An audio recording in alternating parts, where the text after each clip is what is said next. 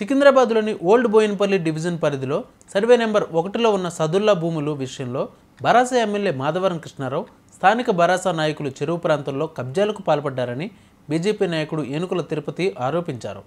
MLA Madhavaram Krishnarao గత 10 సంవత్సరాలలో కుక్కట్పల్లి ప్రాంతంలోని అన్ని చెరువులను అన్యాక్రాంతం చేసి అమ్ముకున్నారని తెలిపారు. ఎమ్మెల్యే మాధవరం కృష్ణారావు తనపై అనుచిత వ్యాఖ్యలు చేయడాన్ని ఆయన తీవ్రంగా ఖండించారు. ఓల్డ్ బోయిన్పల్లిలోని హరిజన బస్తీ వాసులకు నోటీసులు ఇవ్వడంతో బీజేపీ మల్కాజ్గిరి ఎంపీ ఈటెల రాజేందర్ కొన్నేళ్లుగా నివాసం ఉంటున్న పేదలను పరామర్శించి భరోసా కల్పించారని అన్నారు. గతంలో భూ కబ్జాలకు పాల్పడిన వారు పేదలను అడ్డం పెట్టుకుని తమ కబ్జా చేసి అమ్ముకున్న భూములను రక్షించుకునే ప్రయత్నం చేస్తున్నారన్నారు. సర్వే నెంబర్ 1లో ఉన్న సదుల్లాతో పాటు పురావస్తు శాఖకు చెందిన భూములను హైడ్రా అధికారులు కాపాడాలని కోరారు. దాదాపు 22 ఎకరాల భూమిని కబ్జా చేసినట్లు ఆరోపించారు. బోయిన్పల్లిలో కబ్జాలు ఎక్కడ జరిగినాయి ప్రజలందరూ తెలియదా? అస్మాత్పేటలో ఈరోజు తెలంగాణ రాజపత్రం ఇది గెజిట్ నోటిఫికేషను 28 ఎకరాల 28 గుంటలు ఆర్కియాలజీ డిపార్ట్మెంట్ ల్యాండ్ ఇది. గత 10 సంవత్సరాలలో ఎట్లా కబ్జా అయింది?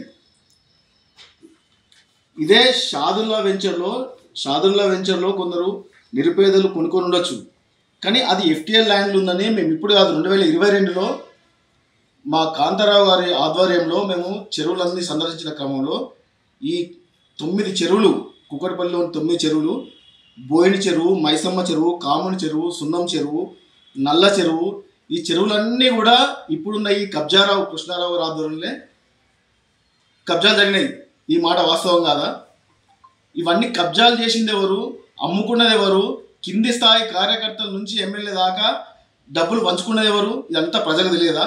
టాపిక్ డైవర్ట్ చేయడానికి నేనేదో కంప్లైంట్ ఇచ్చినాను, వ్యక్తిగతంగా నన్ను టార్గెట్ ఇస్తున్న ఎమ్మెల్యే గారు, గౌరవ ఎమ్మెల్యే గారు మాట అనడమే కాదు, నువ్వు ఒక అగ్రవర్ణానికి చెందిన ఒక దురహంకారం చూపిస్తున్నావు. నేను ఒక బీసీ బిడ్డను, నువ్వు జాగ్రత్త మాట్లాడు.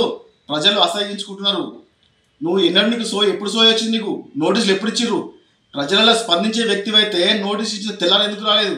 మా ఎంపీ గారు వచ్చి అందరినీ పరామర్శించి మా ఎంపీ గారి దృష్టికి నేను తీసుకెళ్ళి మా ఎంపీ గారిని తీసుకొచ్చి ఇక్కడ వాళ్ళందరినీ వాళ్ళకి ధైర్యం చెప్పి ఎట్లాంటి అవి ఏం కాదు, ఈ హైడ్రా కాదు, ఏ డ్రామా వచ్చినా మేము మీకు సెక్యూర్ ఉంటాము, మేము మీకు ప్రొటెక్షన్ చేస్తామని చెప్పి భరోసా ఇప్పించింది నేను.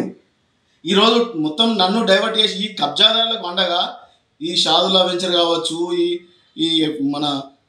ఈ ఆర్కేఆర్ డిపార్ట్మెంట్ ల్యాండ్ కావచ్చు, వాటిని కాపాడుకోవడానికి దీన్ని అడ్డం పెట్టుకొని ప్రజలను రెచ్చగొట్టే విధంగా మాట్లాడుతుండు. ఇది సమంజసం కాదు. ఎమ్మెల్యే గారు, మీ చరిత్ర అందరూ తెలుసు.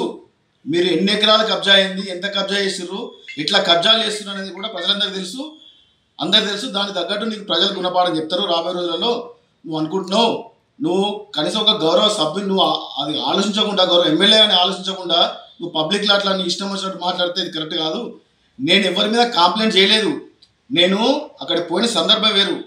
భాగ్యనగర్ ఉత్సవ కమిటీలో సందర్భంగా పోయినప్పుడు కలెక్టర్ గారిని కలిసి ఇది ఇన్ని రోజులు 2022-23లో మేము ఎన్నిసార్లు కంప్లైంట్ ఇచ్చినాం సార్, ఇప్పుడు ఇది పాపం వీళ్ళ పరిస్థితి ఏంది, వీళ్ళని ఎట్లాంటి యాక్షన్ తీసుకోవద్దు అని నేను చెప్పిన సందర్భంలో ఆయన నుండి ఏం చేసిండ్రు, ఇంతకుముందు కంప్లైంట్ ఇచ్చిన అక్నాలెడ్జ్‌మెంట్ కాపీ కంప్లైంట్ 22-23లో ఈ ఆర్కేఆర్ డిపార్ట్మెంట్లో అనుమతించినాము. శివాలయం ఉంటే శివాలయంలో ప్రొటెస్ట్ చేసే సందర్భంలో శివాలయంకు 2500 గజాల జాగా ఉంటే ఆ జాగాను మొత్తం వాళ్ళు ఫెన్సింగ్ చేసే సందర్భంలో మేము పోయి ఆ గుడి కొట్లాడి ఆ గుడిని కడుతున్నాం. ఇప్పుడు గుడి నిర్మాణంలో మేము ఆ గుడిని ప్రొటెస్ట్ చేయడానికి మేము పోయినాము.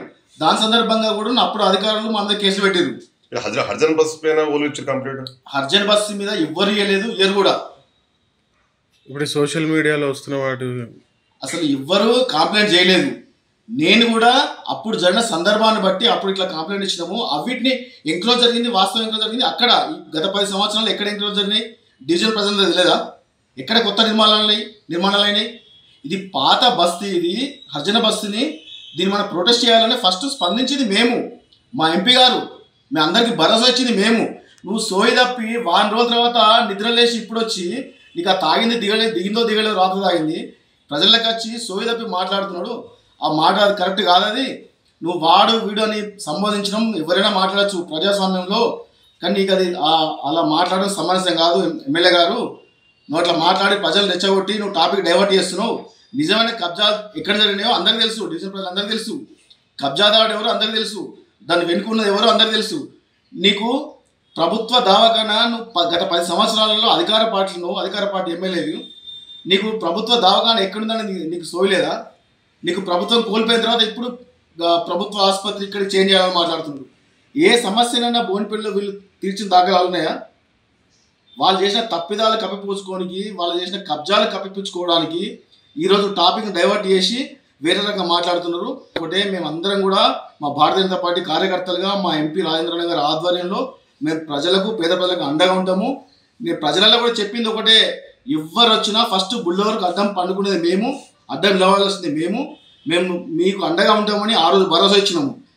మేము సమస్య వచ్చిన తెల్లారి స్పందించింది మేము, అందరితో మాట్లాడింది మేము, కబ్జాలు చేసింది మీరు, కబ్జాకోరులు మీరు, డబ్బులు దండుకున్నది మీరు దాన్ని టైప్ డైవర్ట్ చేసి వాళ్ళు కంప్లైంట్ ఇచ్చారు, వీళ్ళు కంప్లైంట్ ఇచ్చారు. కంప్లైంట్ ఎవరు ఇవ్వలేదు. నేను కూడా వినాయక భాగ్యనగర ఉత్సవ కమిటీ వినాయక నిబంధన సందర్భంగా మీటింగ్ అయినప్పుడు అక్కడికి వెళ్ళిన సందర్భంలో